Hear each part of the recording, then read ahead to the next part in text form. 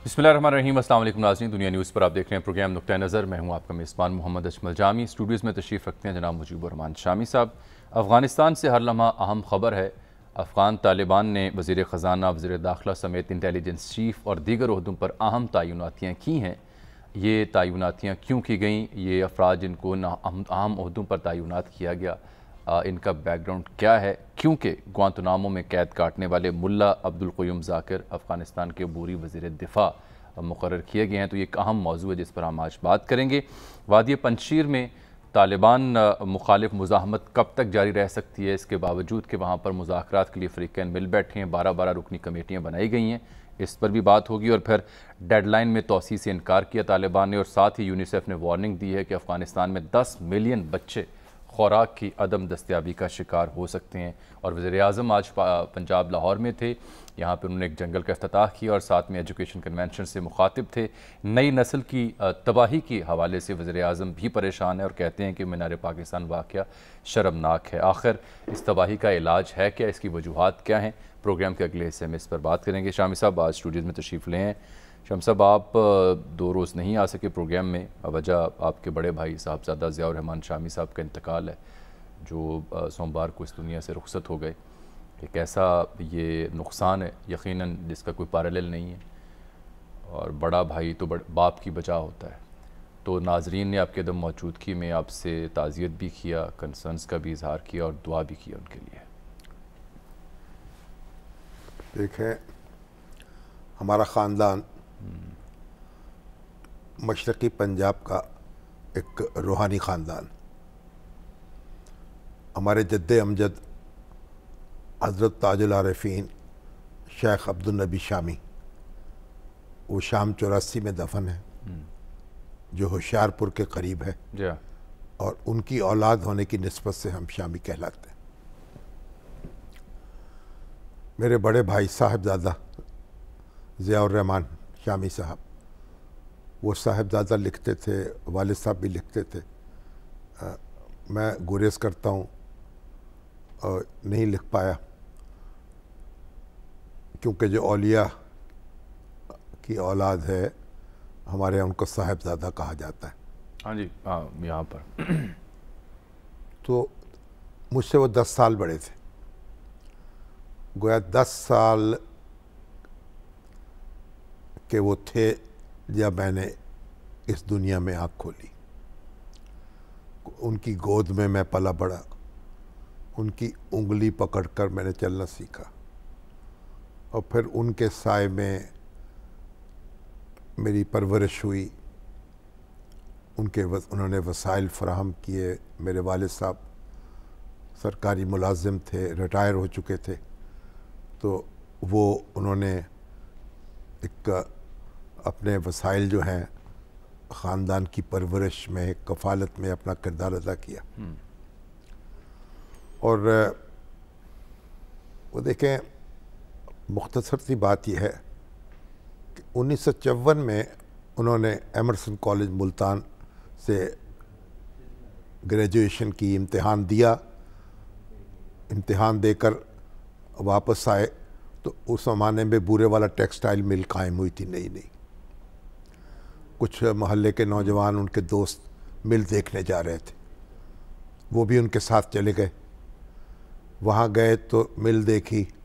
उस वक्त की मिलें बहुत बड़ी होती थी, एक बस्ती थी पूरी, एक यानी सैकड़ों एकड़ हो जाता था अराजी, और मज़दूरों की कॉलोनियाँ, अफसरों की कॉलोनियाँ, पोस्ट ऑफिस, स्कूल, हस्पताल। तो बुरे वाला मिल, जैसे अब दाऊदाबाद कहते हैं उसको, बस्ती को, वो एक बड़ी बस्ती थी। तो वहाँ भर्ती हो रही थी। तो वो नौजवान जो थे पाकपट्टन से गए, वो भी लाइन में लग गए। भाई साहब भी उनमें शामिल थे। वो उनमें से तो कोई भर्ती ना हो सका, वाले साहब और भाई साहब को भर्ती कर लिया। अच्छा। 90 रुपये माहवार पर वो क्लर्क भर्ती हो गए, बुरे वाला टेक्सटाइल। वापस पहुँचे, बताया घर में, उनका चलो जब तक नतीजा नहीं आता इम्तिहान का उस वक्त तक बेकार बैठने से बेहतर है। नतीजा आया, वो ग्रेजुएट हो गए। تو مل والوں نے ان کو سپرنٹینڈنٹ بنا دیا، ترقی ہو گئی، تنخواہ میں بھی اضافہ ہوا۔ پھر کچھ دن گزرے تو پھر وہ افسر بن گئے، تنخواہ میں مزید اضافہ ہوا، تو دل وہاں لگ گیا۔ اور کچھ عرصے کے بعد، بلکہ کئی سال کے بعد، ان کو پھر داؤد کارپوریشن کا اسکالرشپ ملا، اور وہ لندن اسکول آف اکنامکس سے انہوں نے پرسونل مینجمنٹ میں ڈگری حاصل کی، ڈپلومہ حاصل کیا پرسونل مینجمنٹ۔ تو پھر وہ بورے والا مل سے پھر عباسی ٹیکسٹائل مل رحیم یار خاں میں گئے۔ یہ بھی جو ہمارے علی برادرز ہیں ان کی ملکیت تھی۔ پھر یہ عوام سندھ انجینئرنگ میں چلے گئے، وہاں پھر علی آٹو سے عوامی آٹوز ہوئی، گورنمنٹ نے ان کو ٹیک اوور کر لیا، تو وہ سرکاری ملازم ہو گئے ایک طرح سے، اور پھر پی آئی ڈی سی کے چیئرمین مقرر ہوئے بعد میں، اور ایک بڑی دیانت کے ساتھ زندگی گزاری۔ اور کراچی میں مقیم ہو گئے، کراچی میں مقیم رہے 50 سال سے زیادہ عرصہ، مختلف کمپنیوں کے سربراہ رہے، نیشنل سیمنٹ انڈسٹریز کے، جیسے ڈالمیا سیمنٹ فیکٹری کے، پھر نیشنل پائپ لائن کے، اور نیشنل آئلس کے اندر، اور بڑی انہوں نے بڑے تو علیل تھے کچھ عرصے سے علیل تھے۔ اب بڑی دلچسپ بات میں آپ کو بتاؤں، ہماری خواہش تھی کہ وہ لاہور ٹرانسفر ہو جائیں۔ ہاں، لاہور کوئی کسی پبلک سیکٹر کی کمپنی میں ان کو ایم ڈی مقرر کر دیا جائے۔ تو جنرل ضیاء الحق تشریف لائے، تو ہمارے گھر والوں نے، والدہ نے کہا، اس نے کہا آپ ان سے بات کرو۔ تو میں نے ان سے بات کی، تو میں نے ان سے کہا میرے بھائی وہاں ایک بڑے منصب پر فائز ہیں، تو آپ یہاں ان کو ٹرانسفر کر دیں۔ یہاں ٹرانسفر ہوتے تو ظاہر ہے کسی کمپنی میں ایم ڈی لگتے یا کوئی اور اس طرح کا عہدہ ان کے پاس ہوتا، تو وہ ظاہر ہے وفاقی سطح پر اس کا فیصلہ ہوتا۔ تو جنرل ضیاء الحق کو پتہ نہیں کیا ان کے ذہن میں آئی، مجھ سے اچانک انہوں نے سوال پوچھا، شامی صاحب پہلے مجھے یہ بتائیں کہ آپ کے بھائی جو ہیں وہ بھٹو دور میں ایک سرکاری ادارے میں بڑے منصب پر فائز کیسے رہے، نوکری کیسے کرتے رہے؟ میرے منہ سے ابرپٹلی نکلا، میں نے کہا سر یہ تو وہی لوگ بتا سکتے ہیں جو بھٹو دور میں نوکری کرتے رہے۔ میں تو فقیر آدمی ہوں، میں نے تو یہ مزہ چکھا نہیں ملازمت کا، میں آپ کو کیسے بتا سکتا ہوں؟ ان لوگوں سے پوچھ لیجئے جو بھٹو دور میں اعلیٰ عہدوں پر فائز رہے، جو کہ خود موصوف تھے۔ بس وہ اب ایک میری جو بات تھی ان کو چپ گئی، ان کو چبھی، مگر وہ خاموش ہوئے، کہنے لگے اچھا آپ جنرل حبیب اللہ ابھی آ رہے ہیں، وہ ایڈوائزر ہوں گے پروڈکشن کے، ان سے بات کر لیجئے گا، آپ سے تو ان کا تعلق بھی ہے۔ جنرل حبیب اللہ ہمارے بڑے مہربان تھے، اور میں نے کہا اچھا چلیے ٹھیک ہے، لیکن بعد میں پھر ٹرانسفر ان کا ہو نہیں سکا، وہ کراچی ہی میں مقیم رہے۔ تو بہرحال وہیں اچھے واقعے کے ساتھ ان کا ذکر خیر ہم نے کیا۔ یہ جو ہمارے جبران ناصر ہیں، یہ ان کے نواسے ہیں، اور وکیل بھی ہیں، سوشل ورکر ہیں ماشاءاللہ۔ تو یہ ضیاء الرحمان شامی صاحب کے نواسے ہیں، ان کی اکلوتی بیٹی جو ہیں ان کے صاحبزادے ہیں۔ تو سر اللہ تعالیٰ ان کے مغفرت کرے، بڑی یادیں وابستہ ہیں ان سے، اور 75 سال کا ساتھ ہے، اور بس کیا کروں، اللہ آپ کو صبر دل جو ہے اور ان کے درجات بلند فرمائے۔ یوں زندگی گزار رہا ہوں تیرے بغیر، جیسے کوئی گناہ کیے جا رہا ہوں میں۔ ایسے ہی ہے سر، بالکل ایسے۔ اللہ تعالیٰ آپ کے بڑے بھائی صاحب کی درجات بلند فرمائے اور آپ سب کو صبر دے۔ بہت ہی ملنسار، متواضع، لوگوں کے کام آنے والے، وسیع دسترخوان، ہر ایک کو جو بھی جس کو فائدہ پہنچ جائے اس کو فائدہ پہنچانے والے، صحیح، وہ ایک سایہ دار درخت تھے۔ اللہ تعالیٰ ہمیں اپنے بزرگوں کے نقش قدم پہ چلنے کی توفیق دے۔ سر افغانستان پر آپ کو لیے چلتا ہوں، کیونکہ اب تو وہاں سے ہر لمحہ ایک تازہ خبر ہے۔ پہلے میں نے ابتدائی میں عرض کیا ہے کہ وہاں پر اہم عہدوں پر تقرریاں کی جا رہی ہیں، اس کے باوجود کہ طالبان نے کہا تھا جب تک انقلاب مکمل نہیں ہوتا حکومت کے قیام کا اعلان نہیں کریں گے۔ اور پھر پنجشیر کی جو ویلی ہے وہ توجہ کا مرکز ہے، کیونکہ مزاحمت وہیں پہ ہو رہی ہے۔ مذاکرات بھی ساتھ ہو رہے ہیں. پھر ڈیڈ لائن کا معاملہ بھی ہے اور ساتھ ساتھ یونیسیف کی وارننگ ہے. پاکستان بھی، روس، چین اور امریکہ، روسی وزیر خارجہ مسلسل یہ کہہ رہے ہیں کہ یہ 4 ممالک ثالثی کا کردار ادا کرنے کے لیے دلچسپی رکھتے ہیں. وزیر خارجہ ہمارے پاکستان کے شاہ محمود قریشی بھی 4 روزہ دورے پر جا چکے ہیں. اب تک جو جب سے طالبان آئے ہیں، جو تقرریاں کی ہیں انہوں نے، ہاں جی، کابل کا میئر مقرر کیا ہے، جی، یعنی وزیر داخلہ مقرر کیا ہے. دیکھیں جو یہ انہوں نے سر نئے وزیر خزانہ، قائم مقام وزیر تعلیم، قائم مقام وزیر داخلہ، انٹیلیجنس چیف، اور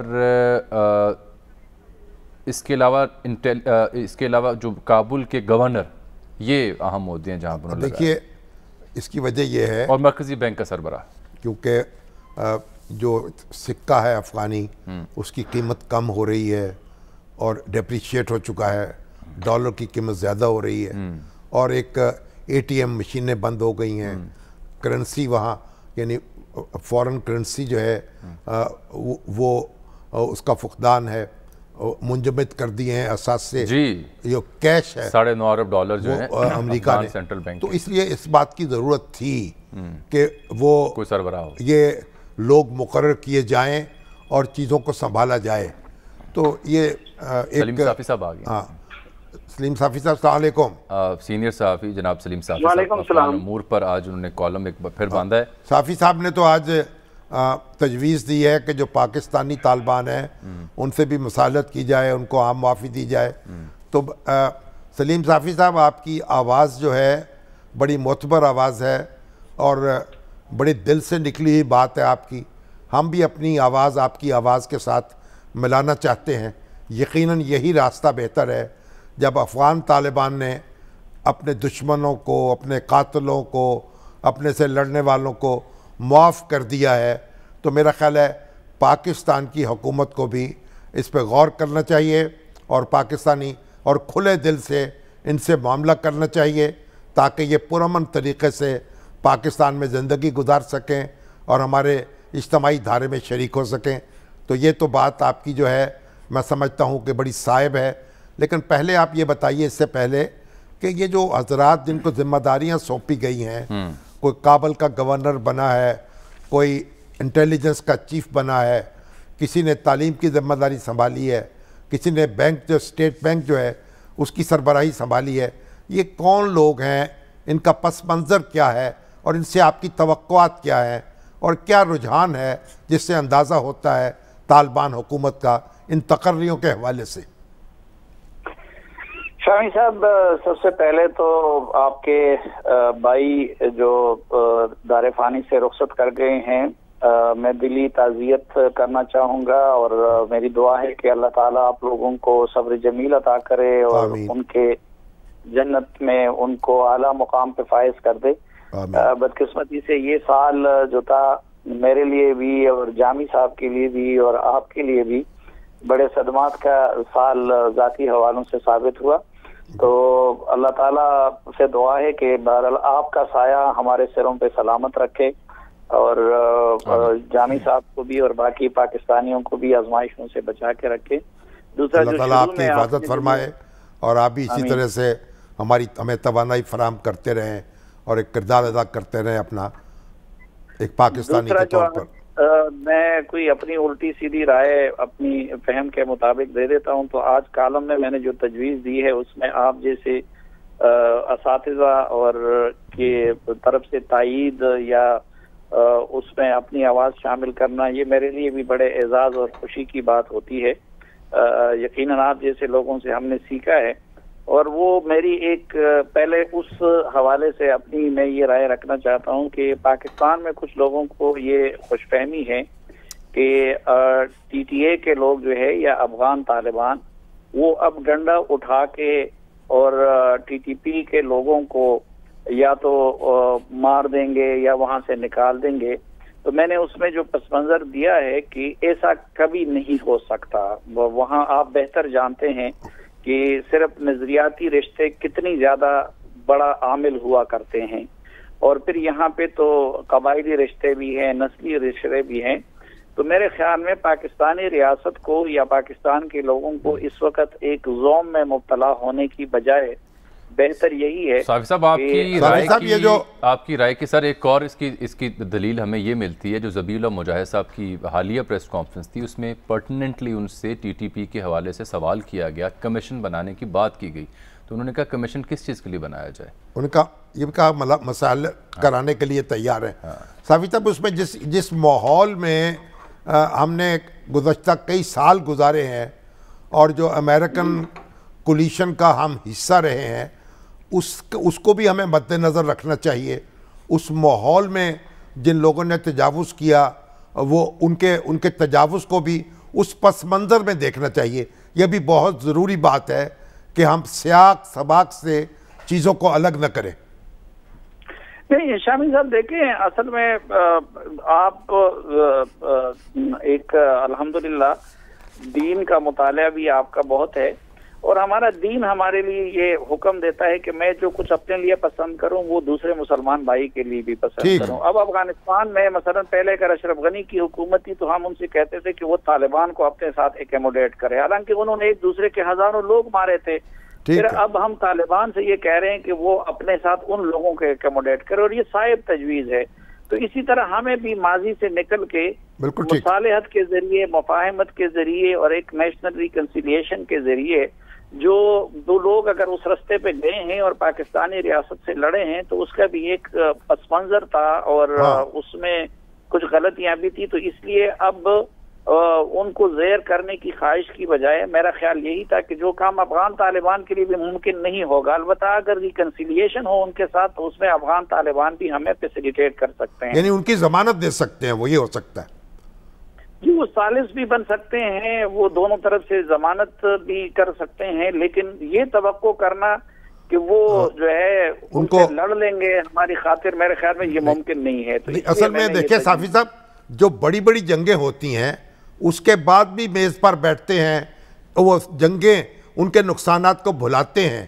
65 کی جنگ کے بعد اعلان تاشکند ہوا اور 71 کی جنگ کے بعد شملہ معاہدہ ہوا.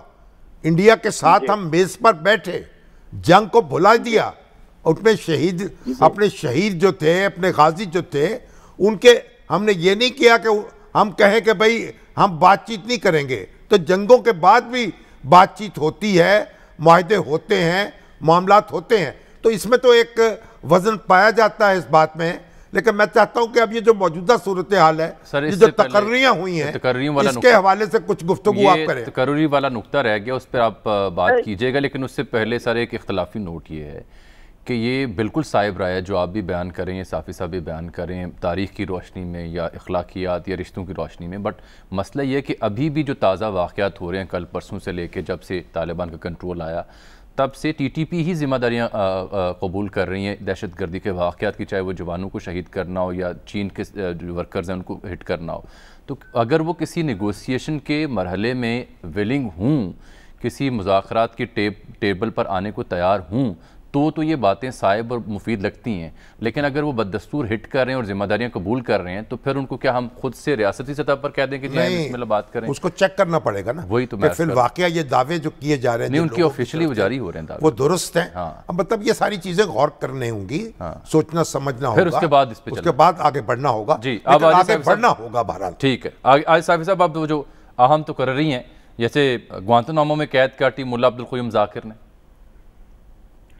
جی، ملا عبدالقیوم ذاکر نے نہ صرف یہ کہ گوانتانامو میں قید کاٹی اور بلکہ جو خصوصاً جنوبی افغانستان میں وہ جنگ کو لمبے عرصے تک کمانڈ کرتے رہے. پھر اس وقت جو طالبان کا جو ملٹری سٹرکچر تھا، دیکھیں ایک تو ان کا پولیٹیکل سٹرکچر تھا، تو پولیٹیکل سٹرکچر ان کا یوں ہے کہ ملا ہبت اللہ جو ہے وہ ان کے امیر المومنین ہیں اور نائب عمرا ان کے دو تھے، ایک سراج الدین حقانی تھے اور دوسرے ملا یعقوب ہے جو ملا عمر کے بیٹے ہیں. اور پھر جو ملٹری سائٹ پہ جس کو وہ نظامی سائٹ کہتے ہیں تو اس کے کمیشن کے انچارج جو ہیں وہ ملا یعقوب ہے پورے افغانستان کے لیے. اور پھر اس میں جو یہ مشرقی سائٹ تھا اور جس میں کئی صوبے آتے ہیں انکلوڈنگ کابل، جلال آباد، ننگرہار اور پکتیا، یہ سارے، تو یہ قیوم ذاکر کے سپرد تھے. اور جو جنوبی تھے वो सदर इब्राहिम के सपोर्ट थे, और तो काबुल में भी पहले उनके लोग एंटर हुए थे। तो मिलिट्री साइड पे कयूम जाकिर इस पूरे अरसे में अफगानिस्तान के अंदर फाल रहे, और ईरान के साथ भी वो उनकी कुर्बत समझी जाती है। लेकिन ये जो अब उनके जो डिफेंस मिनिस्टर बनाने की बात है, तो तालिबान ने अभी तक ऑफिशियली जो उनके तर्जुमान है उसकी तस्दीक नहीं की है। ये कुछ तकरीरियां तो कंफर्म है, मसलन जो स्टेट बैंक का गवर्नर है या इंटेलिजेंस चीफ है, उसकी भी अभी तक तालिबान ये कह रहे हैं कि देखिए कुछ लोग तो उनके पहले से थे। मसलन अब तालिबान ने इससे पहले शेडो गवर्नर्स बनाए हुए थे, या तालिबान जंग के दौरान भी उनके इंटेलिजेंस शोबे की एक उसका कलीदी किरदार था, और इंटेलिजेंस चीफ उनके मरकज की सतह पे भी थे और सूबों और डिस्ट्रिक्ट की सतह पे भी थे। लेकिन ये जो वजारतों की बात है, ये पहले तो अभी तक तालिबान उसकी तस्दीक नहीं कर रहे हैं, लेकिन अगर वो कर भी लें तो ये सारा बहुत आर्जी और इंटरिम इंतजाम होगा, क्योंकि इस वक्त तालिबान हुकूमत साजी के हवालों से दो मराहिल से गुजर रहे हैं।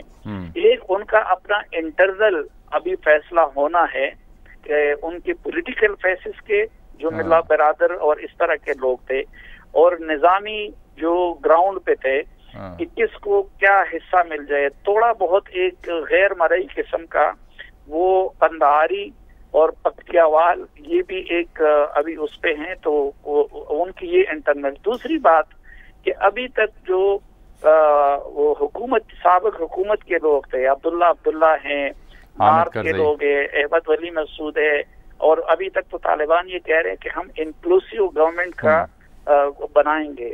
तो अगर इंक्लूसिव गवर्नमेंट बनाते हैं और उसमें ये लोग एकोमोडेट होते हैं, तो फिर जाहिर है कि हुकूमती ढांचा एक तरह का होगा। तो जब तक एक तो इनके साथ जो मुखालिफिन हैं उनके साथ मुज़ाकरात या कामयाब या नाकाम नहीं हो जाते, तो तालिबान अपना फाइनल वो स्ट्रक्चर नहीं बना सकते, क्योंकि उस तो मुखालिफिन में जो सबसे बड़ी मुज़ाहमत है वो तो पंजशीर में है, जहाँ पे अहमद मसूद का इंटरव्यू भी एक फ्रेंच इदारे पे नशर हुआ। उसने कहा जी ये हथियार डालने वाला लफ्ज़ तो मेरी डिक्शनरी में ही नहीं है, अलबत्ता मुज़ाकरात के लिए तैयार हूँ। अमरुल्लाह साले भी वहाँ पे है, 12 रुकनी कमेटी भी साथ बन गई है, यानी मुज़ाहमत भी है और मुज़ाकरात भी हो रहे हैं। कब तक ये लोग मुज़ाहमत कर सकते हैं तालिबान के ख़िलाफ़, और क्या ये मुज़ाकरात कामयाब भी हो सकते हैं? देखें, एक तो जामी साहब अभी आपने जो पहले बात की ना कि अगर लास्ट टेन्योर में आप देखें तो तालिबान का एक तो ताजिक और उज़्बेक के साथ बड़ी लड़ाइयाँ हुई थी, और दोनों ने एक दूसरे के हजारों लोग मार दिए थे। और जो सबसे दर्दनाक वाक़यात थे वो एक तो उज़्बेकों के साथ हुए थे कि जब फिर कंटेनरों में तालिबान को बंद करके 6000 मार दिया था जनरल मालिक के लोगों ने जी। और दूसरी सबसे तलख वो रही थी उनका हजारा कम्युनिटी के साथ, क्योंकि एक तरफ हजारा कम्युनिटी की खवातीन भी तालिबान के खिलाफ लड़ी थी जब बामियान वगैरह को कब्जा कर रहे थे, दूसरी तरफ तालिबान ने पूरे यकावलंग गाँवों को जला दिया था। अभी आप देखें कि इस मरतबा वो उसमें ईरान के साथ तालिबान की कुर्बत का भी नतीजा है, तो इस मरतबा हजारा कम्युनिटी के साथ कोई खास टेंशन नहीं है। और उस रोज जब मेरी यहाँ पे नॉर्थ के आए हुए लीडरों से मुलाकात हुई तो उसमें मैंने करीम खलीली और उस्ताद मुहक्किक को निस्बतन मुतमईन पाया, यूनुस कानूनी और इन लोगों की। अब ये जो अहमद मसूद और अमरुल्लाह साले का मामला है, तो इसमें 3-4 सतह पे उनकी एंगेजमेंट है तालिबान के साथ। एक तो आप जानते हैं कि अब्दुल्ला काबुल में बैठे हुए हैं, और अब्दुल्ला और यूनुस कानूनी ये लोग ये कोशिश कर रहे हैं, ये दिल से अमरुल्लाह साले के साथ नहीं है, न उसकी लाइन को पसंद करते हैं। और इसमें बेसिक रुकावट भी उहदों वगैरह की नहीं है। उनका मुतालबा ये है जिसमें यूनुस कानूनी और अब्दुल्ला और बाकी ताजिक लीडर भी, उस्ताद अता भी उनके हमनवा हैं। उनका डिमांड एक तो ये है कि उनके सूबों में तालिबान बेशक अपना गवर्नर तो भेजे, लेकिन नीचे इंतजामिया को डिस्टर्ब ना करे, जो तालिबान के लिए इस वक्त काबिल कबूल नहीं है। और दूसरा फिर अमरुल्लाह साले का रवैया। साहब चूंकि ये सब बहुत अहम नुक्ता है और अनफॉर्चुनेटली ब्रेक भी आ गई है, तो तो ब्रेक के बाद ज़रा आपकी बात मैं पूरी होने दूंगा और शामी साहब मज़ीद कुछ कहना चाह रहे हैं। नाज़रीन छोटी सी एक ब्रेक लेते हैं, ब्रेक के बाद वापस आते हैं तो यहीं से आगे गुफ्तगू को आगे बढ़ाएंगे।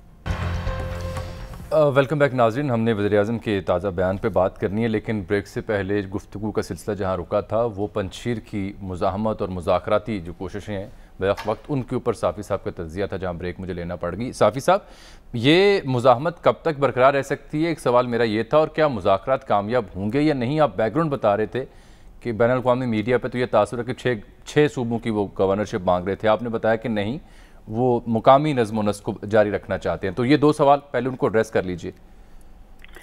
देखिए, एक तो इसमें ये है कि जो ताजिक रहनुमा हैं वो भी ऐसा नहीं है कि वो सिर्फ एक यूनिटी है या एक इकाई है। अब्दुल्ला की अलग हैसियत और अलग लाइन थी, यूनुस कानूनी साहब की अलग वो थी, फिर बुरहानुद्दीन रब्बानी साहब के बेटे सलाउद्दीन रब्बानी की उनकी अलग हैसियत थी, और अमरुल्लाह साले का लाइन एक था। मसलन आपने देखा कि अमरुल्लाह साले भी पंजशीरी है और अब्दुल्ला भी पंजशीरी है। तो अमरुल्लाह साले अशरफ गनी के साथ वाइस प्रेसिडेंट के कैंडिडेट थे और अब्दुल्ला उनके मुकाबले में इलेक्शन लड़ रहे थे। फिर अहमद ज़िया महसूद और अहमद वली महसूद वो हैं, अगरचे उन्होंने पंजशीर की हद तक अहमद शाह मसूद का जाननशीन उसके बेटे को बनाया हुआ है। तो ये लोग भी अभी उनकी तरफ से कोई एक डिमांड नहीं है कि उस पे वो कर लें। लेकिन देखें, जो आपने मुज़ाहिमत की बात की, अगर तो पड़ोसी ममालिक में से किसी का सपोर्ट ना हो, पिछली मरतबा तो ताजिकिस्तान और इस तरह के ममालिक से नॉर्दर्न अलायंस को सपोर्ट मिल रही थी, तो वहाँ पे तालिबान इस वक्त जिस तरह इर्द गिर्द के सूबों पे काबिज हो चुके हैं। लेकिन पिछली बार तो जो नॉर्दर्न एरियाज हैं वहाँ पे कब्जा भी नहीं था ना तालिबान का, तो वहाँ से सप्लाई या रूट या चैनल तो मौजूद था। अब तो ऐसा नहीं है, अब तो पंजशीर घिर चुका। मेरे ख्याल में हम कुछ चीजों में हतमी नतीजे तक पहुंचने में जल्दी कर रहे हैं। एक तो ये है कि तालिबान के भी ये जो कुछ तब्दील शुदा चेहरा है, ये भी ज्यादातर इसका इन्हिसार ये है कि अगर इंटरनेशनल रिकॉग्निशन उनको मिलती है तो फिर तालिबान का अप्रोच मुखालिफिन से मुतालिक और बाकी सोशल इशू से मुतालिक एक तरह का होगा, और अगर इंटरनेशनल रिकॉग्निशन उनको नहीं मिलती तो फिर वो शायद अपने वो सख्त मौक़िफ़ की तरफ भी दोबारा जा सकते हैं। दूसरा ये जो मुज़ाहिमत है कि अब दिनों में आपने देखा होगा कि 2002, 3, 4 में तालिबान की मुज़ाहिमत नहीं थी, लेकिन उसके बाद जब उनको मुख्तलिफ ममालिक की सपोर्ट मिलने लगी तो उन्होंने वो शुरू कर दी। तो इतना उन लोगों को अंडर एस्टिमेट भी नहीं करना चाहिए। फिलहाल सिर्फ पंजशीर का तो मुझे दिफा मुश्किल लगता है, लेकिन आगे जाके शामी साहब उस हिस्ट्री को मुझसे बेहतर जानते हैं कि वो यूनुस कानूनी हो, वो अब्दुल्ला हो, वो उस्ताद अता हो, वो लोग हैं जो सोवियत यूनियन के खिलाफ भी लड़े हैं, जो किसी दूसरे को फिर आपस में भी लड़े हैं, फिर इन तालिबान से भी लड़े हैं। तो अभी तक तो उन्होंने जंग की तैयारी नहीं की थी, क्योंकि तकिया तो उस वक्त अशरफ गनी और उसकी फौज पे था।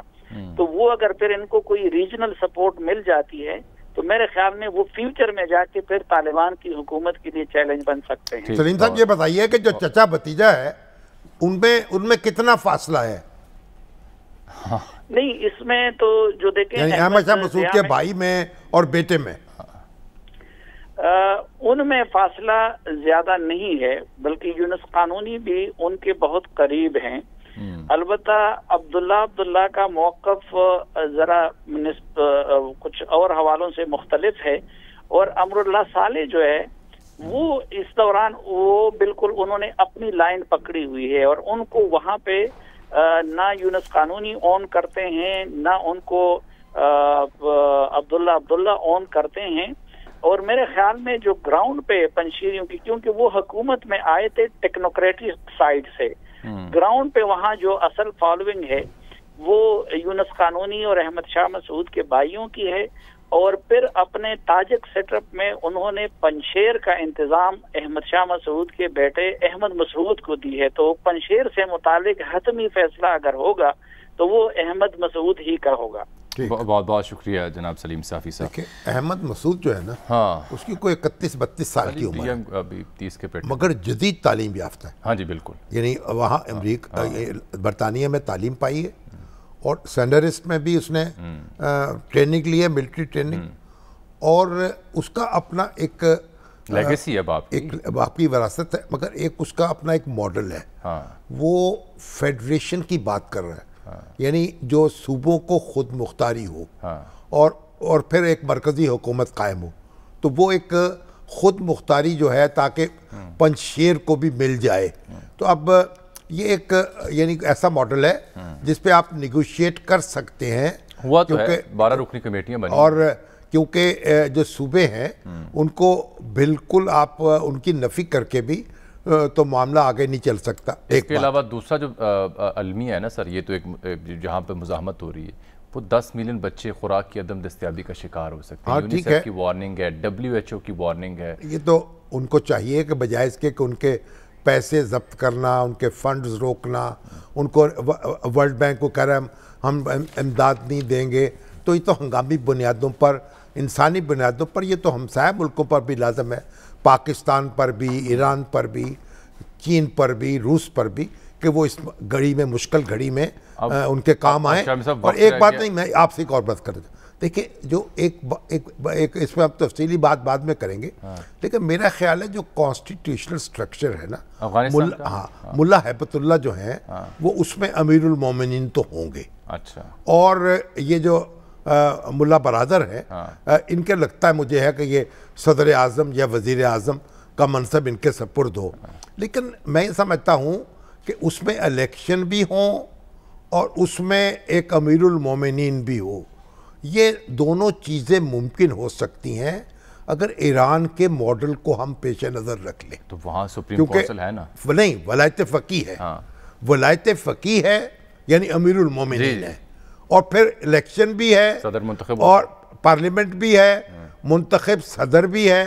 اور یہ یہاں صدر نہ ہو تو وزیر اعظم ہو سکتا ہے، صدر ہو سکتا ہے. تو میرا خیال ہے کہ اگر اس صورت میں بین الاقوامی طور پر ریکگنائز بھی ہو سکتے ہیں. نہیں، ریکگنائز تو اپنا ان کا ماڈل بھی ریکگنائز تو ان کو کرنا ہی پڑے گا، ان کے ساتھ نیگوشیٹ کرنا پڑے گا، ان کو مین سٹریم میں لانا پڑے گا. اگر آپ آئسولیشن میں دھکیلیں گے اس کے خطرات زیادہ ہوں گے. یہ تو بش صاحب نے جب حملہ کیا تھا بغیر سوچے سمجھے اور کہا تھا کہ ہم اس کو زیر کر لیں گے. اب ہم تو بس یہ تو کوئی 6 مہینے سال کی بات ہے، افغانستان ہمارے قدموں پہ ہوگا. پھر نتیجہ کیا نکلا؟ تو انگیج کیے بغیر تو معاملہ نہیں ہوگا. اور میرے خیال امریکہ اس حماقت کا ارتکاب نہیں کرے گا. اور لگتا یہ ابھی دیکھیں CIA کے چیف آئے ہیں، ملا برادر سے ملاقات کی ہے. انگیج کیا جائے، گفتگو کی جائے، بات چیت کی جائے، تبھی معاملات جو ہیں ان کو ٹھہراؤ نصیب ہو سکے گا. ٹھیک. ایک چونکہ اب اگلا موضوع انتہائی تفصیل طلب اور انتہائی سنجیدہ ہے، اہمیت کا حامل بھی ہے، تو اسے کل تک پھر اٹھا رکھتے ہیں، کیونکہ کل 3 سالہ جو کارکردگی پاکستان تحریک انصاف کی، اس کے اوپر بھی حکومت نے کہا ہم پریس کانفرنس کرنی ہے جس کے چیف گیسٹ خود وزیر اعظم ہوں گے.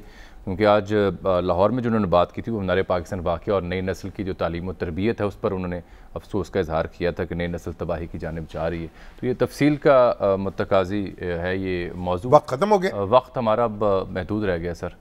نہیں، محدود رہ تو گیا نا، تھوڑا سا وقت رہ گیا. لیکن ایک بات تو اصولی طور پر تو درست ہے نا کہ جو نئی نسل ہے اس کی تربیت کی طرف توجہ دینے کی ضرورت ہے.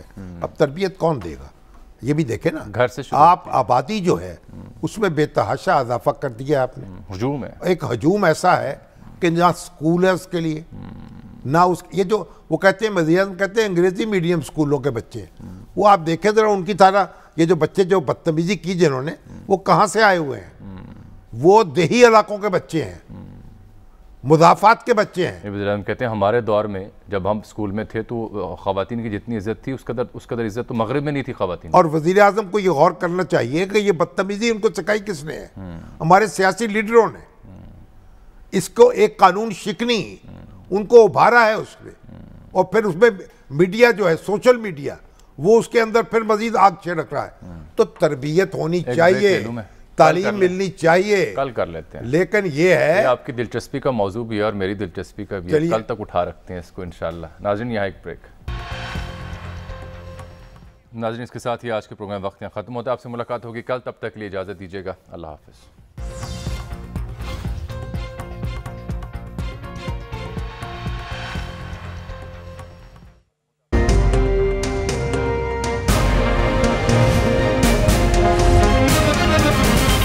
دنیا خبر کی دنیا